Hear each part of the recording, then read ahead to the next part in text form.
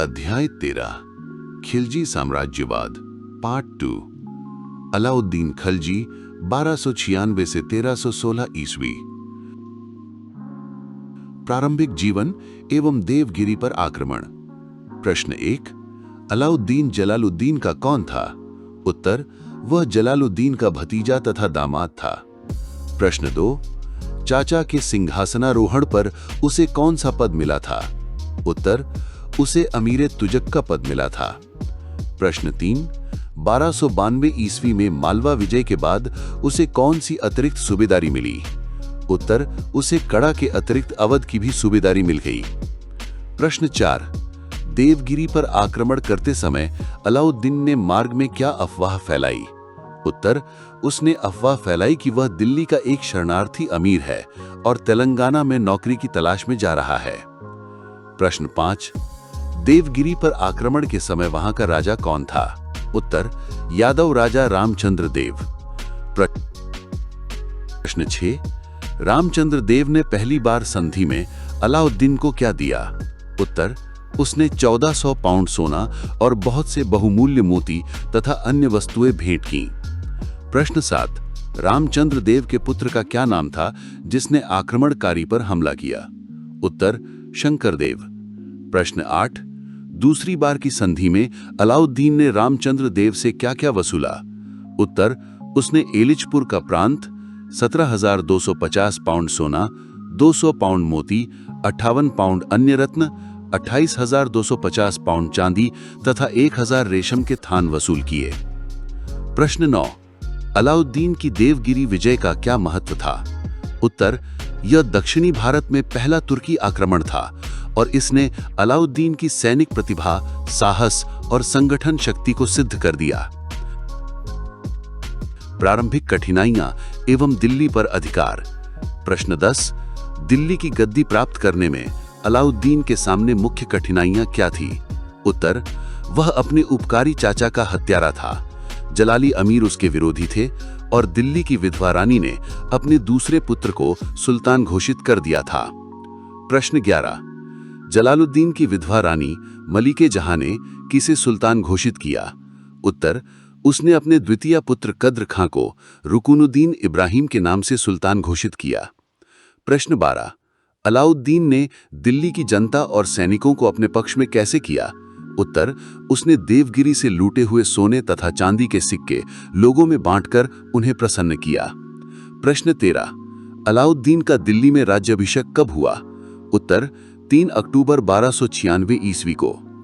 प्रश्न 14, अलाउद्दीन ने जलालुद्दीन के वंशजों का दमन कैसे किया?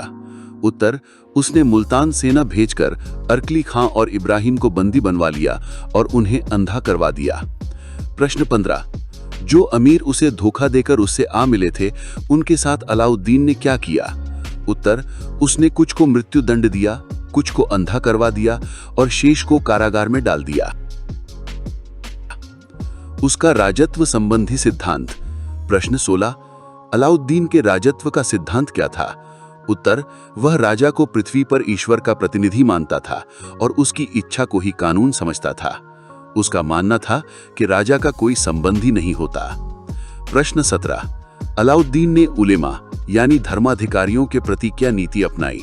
उत्तर, उसने घोषणा की कि वह उन्हें राज्य की नीति निर्धारित करने की आज्ञा नहीं देगा और धर्म पर राज्य का नियंत्रण स्थापित किया। प्रश्न 18, क्या अलाउद्दीन ने खलीफा से अधिकार पत्र की प्रार्थना की? नहीं, उसने कभी खलीफा से अधिकार पत्र की प्रार्थना नहीं की, फिर भी स्वयं को खलीफा का नायब कहता रहा। प्रश्न 19, हिंदुओं के प्रति उसकी नीति क्या थी? उत्तर, उसकी नीति हिंदुओं का दमन करने की थी ताकि वे विद्रोह न कर सकें। प्रश्न 20, काजी मुगीसुद्दीन ने हिंदुओं के लिए क्या कर्तव्य बताया? उत्तर, उसने बताया कि हिंदुओं का कर्तव्य है कि वे बिना पूछताछ के और बड़ी नम्रता से कर दें और अपमान सहन करें। गृह नीति, विद्रोहों का दमन और अध्यादेश। प्रश्न 21, अलाउद्दीन के शासन के प्रारंभ में पहला विद्रोह किसने किया? उत्तर, नए मुसलमानों ने यानी भारत में बसे मंगोलों ने। प्रश्न 22, अलाउद्दीन ने विद्रोह के 4 मुख्य कारण क्या माने? उत्तर, गुप्तचर विभाग की अयोग्यता, मद्यपान का सामान्य रिवाज, अमीरों में सामाजिक मेल मिलाप तथा विवाह संबंध और कुछ लोगों के पास अत्यधिक धन का संग्रह। प्रश्न 23, अलाउद्दीन ने विद्रोह रोकने के लिए पहला अध्यादेश क्या जारी किया? उत्तर, धर्मास्व तथा माफी की भूमि, मिल्क, इनाम, वक्फ आदि को जब्त करना। प्रश्न 24, दूसरे अध्यादेश द्वारा उसने किस विभाग का पुनर्संगठन किया? उत्तर, उसने गुप्तचर विभाग का पुनर्संगठन किया। प्रश्न 25, तीसरे अध्यादेश द्वारा किस चीज पर प्रतिबंध लगाया गया? उत्तर, मदिरा तथा अन्य मादक द्रव्यों के उपयोग पर। प्रश्न 26, चौथे अध्यादेश में क्या प्रतिबंध था? उत्तर, अमीरों के सामाजिक सम्मेलनों तथा परस्पर विवाह संबंधों पर प्रतिबंध लगा दिया गया। प्रश्न 27, हिंदुओं को दरिद्र बनाने के लिए उसने कौन से कर लगाए? उत्तर, उसने उपज का आधा भूमि कर, चरागाह कर, जजिया, बहिशुल्क तथा आबकारी कर लगाए। प्रश्न 28, राजस्व विभाग के हिंदू पदाधिकारियों मुकद्दम, खोत, चौधरी के साथ क्या व्यवहार किया गया? उत्तर, उनकी रियायतें छीन ली गईं और उन्हें भी अन्य लोगों की तरह सभी कर देने पड़े। स्थायी सेना और बाजार का नियंत्रण।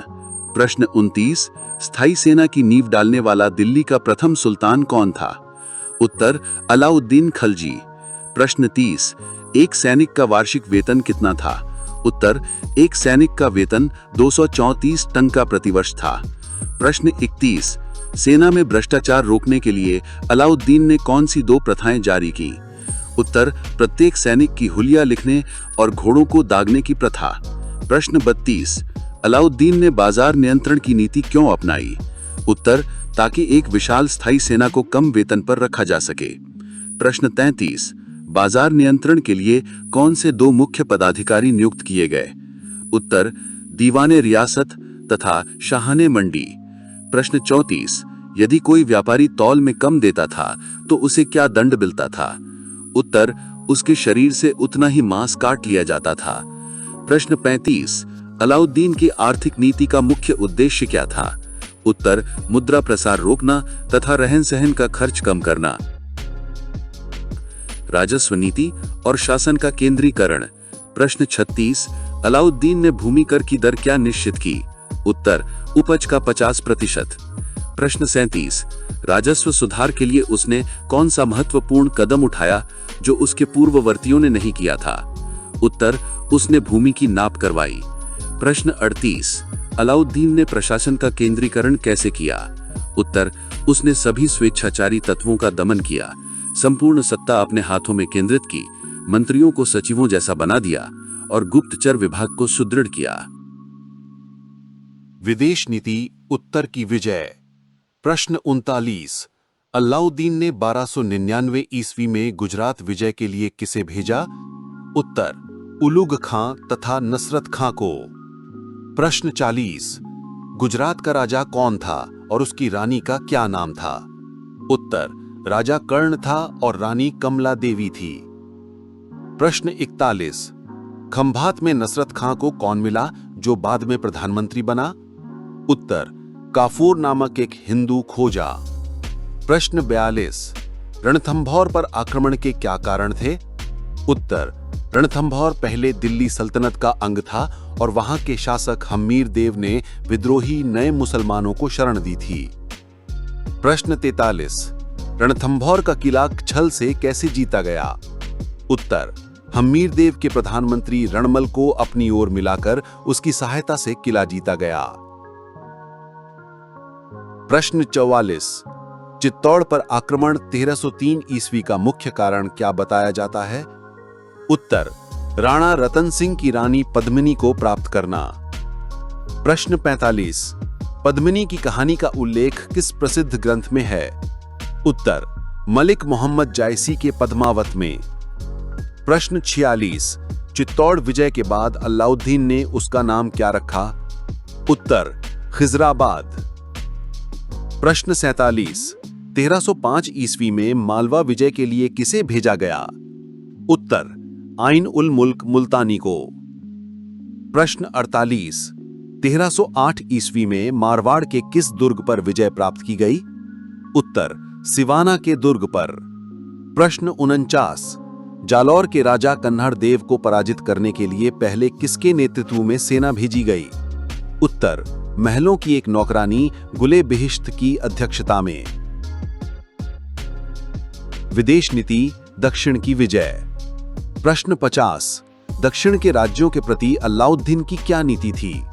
उत्तर, वह उन पर सीधा शासन नहीं करना चाहता था, बल्कि उन्हें अपनी अधीनता स्वीकार करने और वार्षिक कर देने के लिए बाध्य करना चाहता था। प्रश्न 51। उस समय दक्षिण भारत में 4 शक्तिशाली राज्य कौन से थे? उत्तर, पहला देवगिरी का यादव राज्य, दूसरा तेलंगाना का काकतीय राज्य, तीसरा होयसल राज्य तथा चौथा पांडेय राज्य। प्रश्न 52। देवगिरी की पुनर्विजय के लिए किसे भेजा गया? उत्तर, मलिक काफूर को। प्रश्न 53। अलाउद्दीन ने रामचंद्र देव को कौन सी उपाधि प्रदान की? उत्तर, राय रायण की उपाधि। प्रश्न 54। तेलंगाना की राजधानी क्या थी और वहां का राजा कौन था?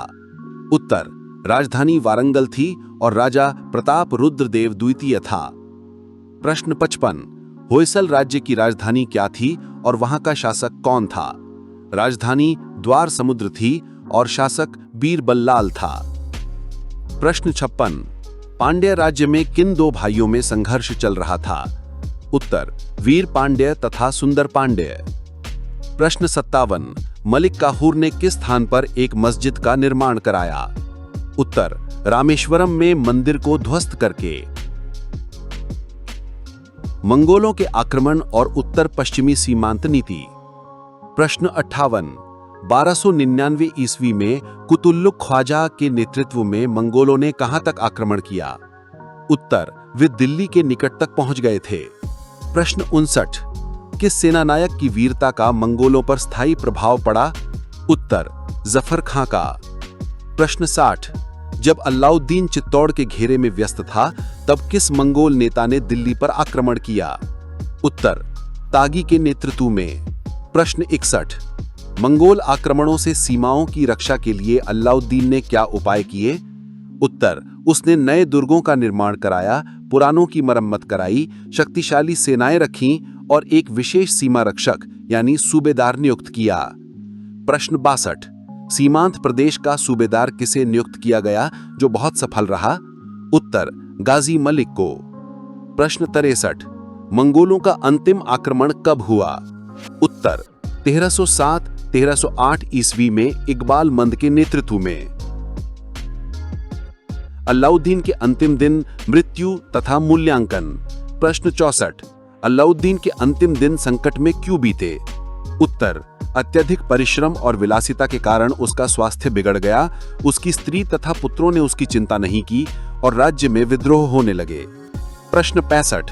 किसके षड्यंत्र के कारण खीज्र खां को बंदी बनाया गया और अलप खां का वध किया गया?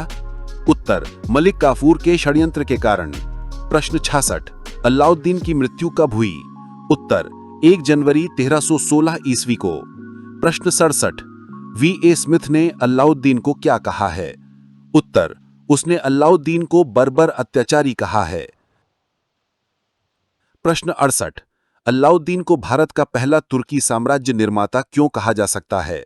उत्तर, क्योंकि उसने मंगोलों को सफलतापूर्वक रोका और साथ ही भारत के भीतर आक्रमणकारी नीति जारी रखी तथा लगभग संपूर्ण भारतीय उपमहाद्वीप को राजनीतिक एकता प्रदान की।